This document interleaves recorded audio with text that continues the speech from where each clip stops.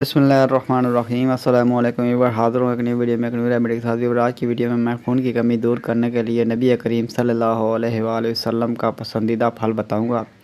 Weaver remedy बयान करने से पहले मेरी आपसे दरख्वास्त है कि अगर आप हमारे चैनल पर नए हैं तो हमारे चैनल को सब्सक्राइब कर दीजिए और साथ लगे बेल आइकन को प्रेस कर दीजिए ताकि हमारी आने वाली तमाम वीडियो आप तक बर्बाद पहुंच सकें। आपका बहुत बहुत शुक्रिया। हज़रत सैयदना अब्दुल्लाह इब्न अब्बास रज़ी अल्लाह ताला अन्हु फरमाते हैं कि मैंने नबी करीम सल्लल्लाहु अलैहि वसल्लम का अंगूर के खुशे इस तरह तनावल फरमाते हुए देखा कि छोटा सा खुशा मुंह में लेकर दाने तोड़ते और तनकूल को बाहर खींच लेते। अल्लाह पाक की नेमतों में से एक नेमत अंगूर है जो इंतहाई लजीज और बेमिसाल क़ुव्वत बख्श फल है।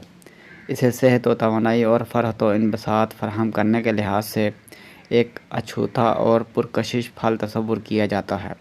फ़वाइद: अंगूर में carbohydrates, protein, vitamin A, vitamin C, calcium और आयरन पाए जाते हैं जो इंसानी सेहत के लिए बहुत मुफीद होते हैं। ये हर उम्र की ख़वातीन की तवानाई की ज़रूरियात पूरी करता है। ये जिस्म में ताज़ा और मुस्फ़ा खून पैदा करने का सबब बनता है। इसके अंदर बेपनाह ग़िज़ाइयत होती है। इसका रस न सिर्फ मैदे की रतूबत को मज़ीद हाज़िम बनाता है बल्कि निज़ाम इंहज़ाम के बाद खून में शामिल होकर खून को सेहतमंद भी बनाता है।